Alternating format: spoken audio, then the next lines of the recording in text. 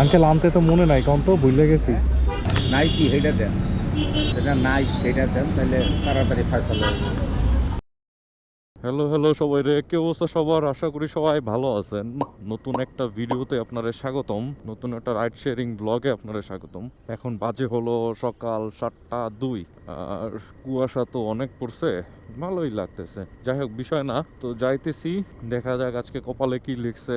আর ভোটের সময় পড়ছে, গাড়ি চালানো যাবে না হয়তো, বইলা দিবে 5-6 তারিখে। আপনাদের ধন্যবাদ, অনেক ভালোবাসা পাইছি।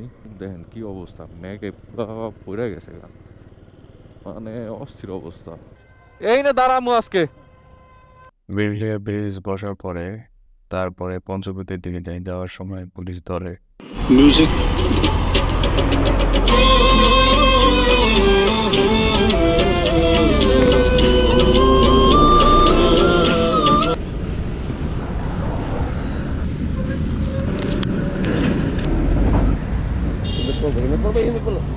করবে না, বলেই তো গেল। পরে নাই, আছে আছে দিলে আছে। আছে, চলে যান ভাই, ঠিক আছে। এখানে কি ক্যামেরা আছে? ক্যামেরা আছে? হ্যাঁ, ক্যামেরা আছে। সকালবেলায় আবার ভালো লাগলো, চললে ভালো লাগে।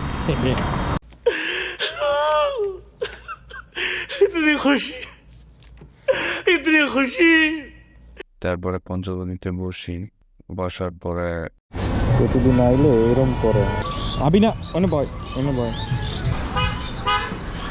এখন বাজে হলো 10:16। টানা 2 ঘন্টা বসার পরে একটা যাত্রী পাইলাম। তো ভাইয়াটা যাবে হলো রাজলক্ষ্মীতে।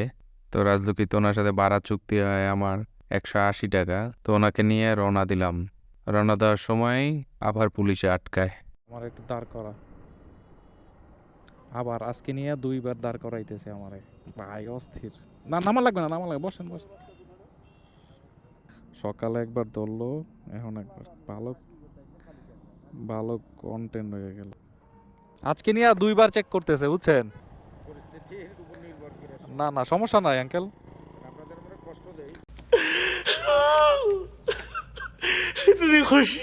না না না, কষ্ট না আঙ্কেল, আপনাদের ডিউটি তো করবেন না? সত্যি 100% সত্যি।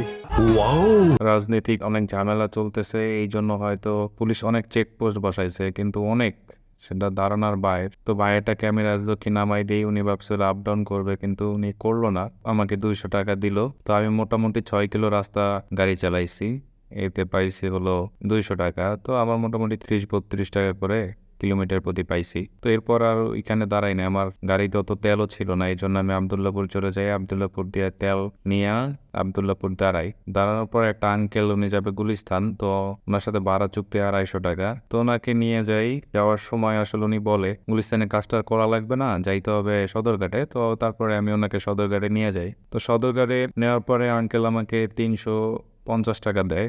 এরপরে সদরঘাটের ফুটওভার ব্রিজের নিচের এখানে বসেছিলাম। অনেক সময় বসার পরে কোনো যাত্রী পাইলাম না। তারপরে সামনে আগাইলাম। সামনে আগানোর পরে একটা আঙ্কেল, সে ডক্টর, উনি যাবে হলো খিলগাঁও তালতলা। তো ওনাকে তালতলা খিলগাঁও একটু ভিতরে নিয়ে গেলাম। ওনার সাথে ভাড়া চুক্তি হয়েছে আমার 150 টাকা। তো উনি আমাকে 170 টাকা দেয়। তো আমার গাড়ি চালানো লাগছে 7-8 কিলোর মতন। তো মোটামুটি ঠিক আছে। এরপরে আমি খিলগাঁও তালতলা মোড়ে দাঁড়াই। 10-15 মিনিট দাঁড়ানোর পরে পাঠাওতে একটা কল আসে, ভাইয়াটা যাবে নিকুঞ্জ 2-তে। পিক করে ওনাকে নিকুঞ্জ 2-এ নামাই দিই। নামানোর পরে উনি আমাকে 200 টাকা দেয়। তো মোটামুটি ঠিক আছে, 15 টাকা 16 টাকা করে কিলোমিটার প্রতি পাইছি।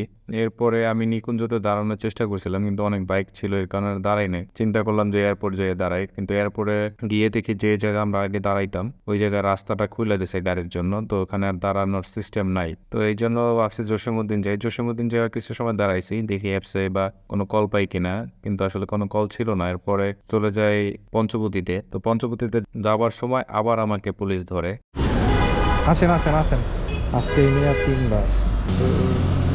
আঙ্কেল আনতে তো মনে নাই, কোন তো ভুলে গেছি। নাই কি সেটা দেন, সবই আছে, কি থাকবে না। সেটা নাই সেটা দেন, তাহলে তাড়াতাড়ি ফয়সালা হবে। আরে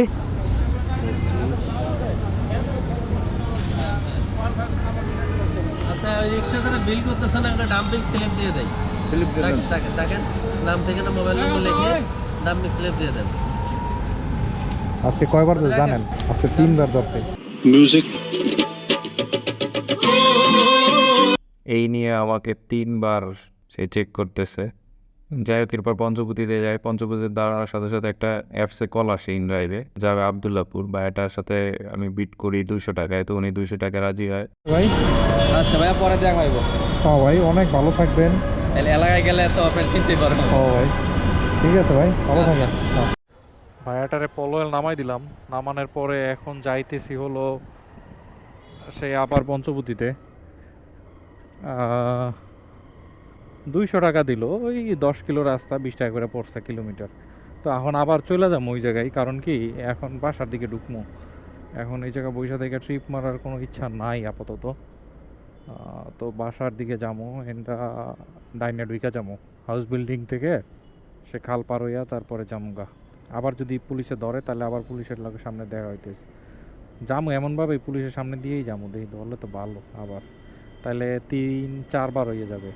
এইটা হলো খালপাড়ের রোড, এটা মানে হাউস বিল্ডিং পিছনে, সামনে খালপাড় দিয়া তারপরে আমি পঞ্চবটিতে যাব। রোডটা ভালো আছে, মোটামুটি খারাপ না, অলিগলি চিনলে ভালো। ধরেন এই জায়গা দিয়ে খুব সহজেই বেরোনো যায়। তো ওইটা দিয়েই বেরোয় যেতেছি। ওই সময় তেল ভরার কারণে আর কি ওই রোডটা ঘুরে গেছি।